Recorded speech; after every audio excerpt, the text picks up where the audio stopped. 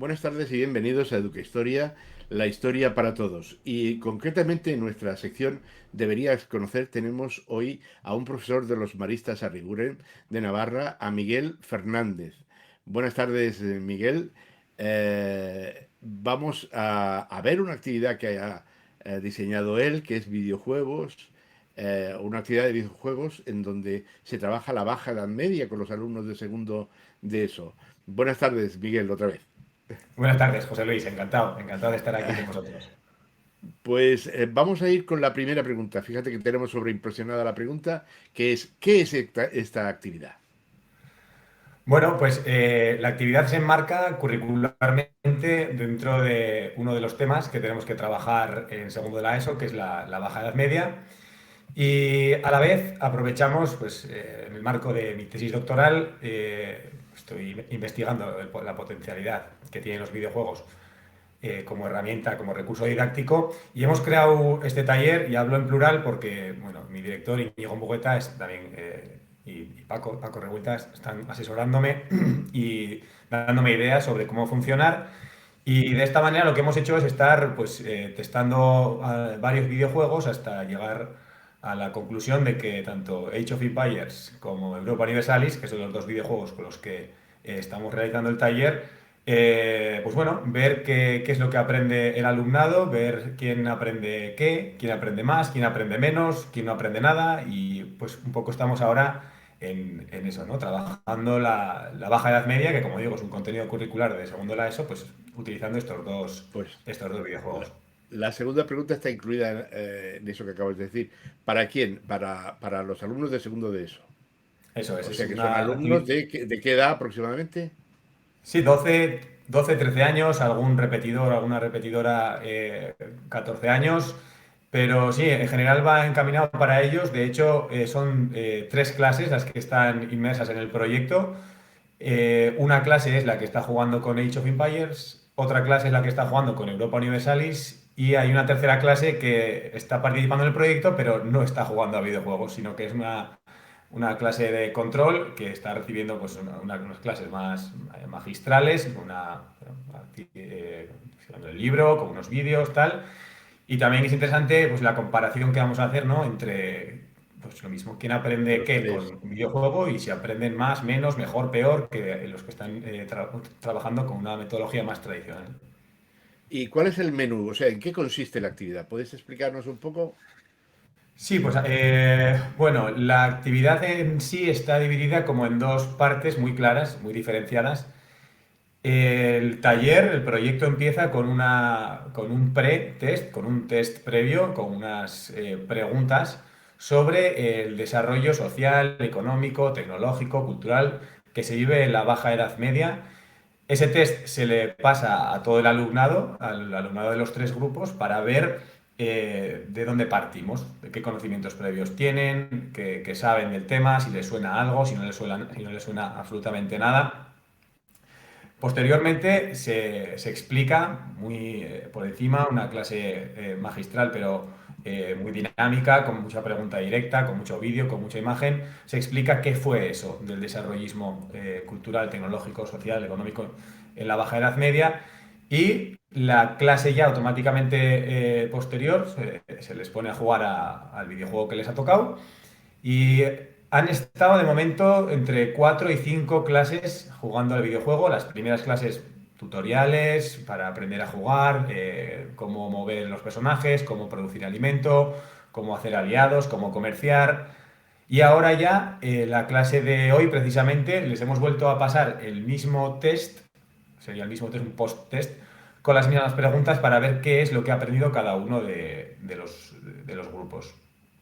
Después de Semana Santa, porque ya nos vamos a Semana Santa aquí en Navarra hasta el miércoles es laboral, luego ya tenemos Semana Santa. A la vuelta de Semana Santa volveremos al taller, pero ya empezará la segunda parte del proyecto, en el que vamos a ver las crisis, las revueltas bajo medievales. Y el proceder va a ser el mismo, un pre-test para ver qué conocen, cuatro o cinco clases de juego guiado, el profesor siempre pues, resolviendo dudas, atendiendo posibles problemas que se den.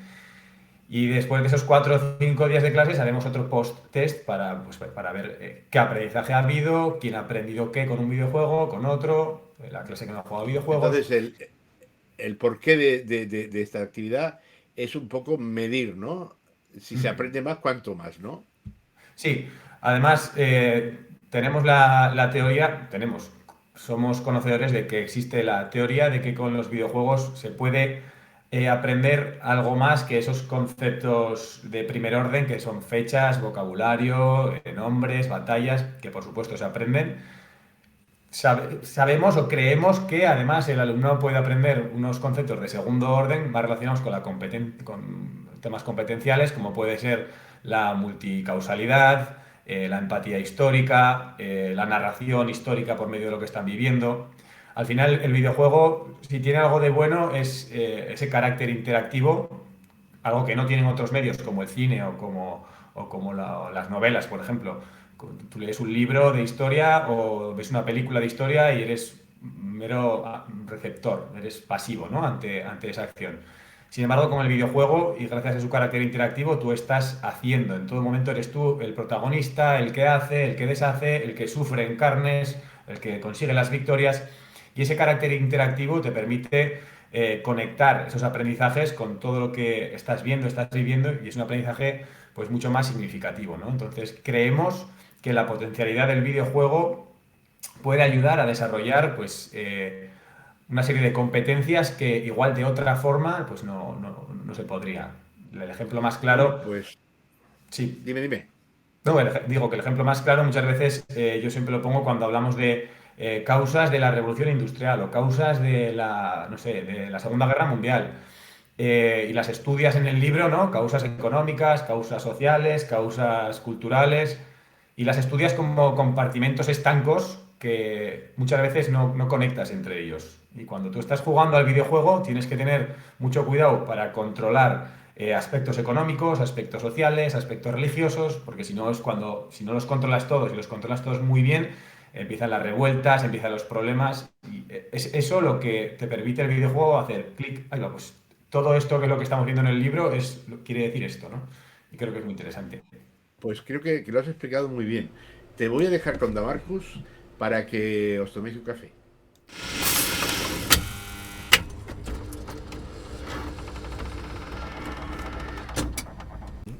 Hola Miguel, ¿qué tal? Yo la primera Hola, pregunta que Manu. te quiero hacer es ¿de dónde surge la idea de hacer esto? ¿De dónde te viene? Pues de varios frentes, diría yo. Yo siempre digo, y luego lo he oído muchas más veces, que mi amor, ¿no? O mi gusto por la historia viene en buena medida por el hecho de jugar a videojuegos.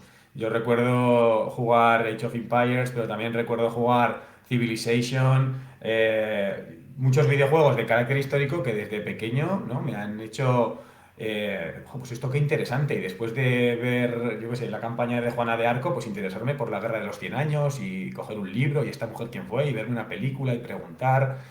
Entonces, yo parte de mi gusto por la historia viene dado de los videojuegos y es algo compartido con otros muchos compañeros y compañeras que también me han llegado a decir, no, pues ya es que yo la historia, yo de pequeño jugaba un juego tal cual, entonces sí que es algo conocido. Y luego ya ha citado Íñigo Mugueta, mi director de tesis. Él es pionero en esto aquí en Navarra y él ha hecho muchos talleres y demás.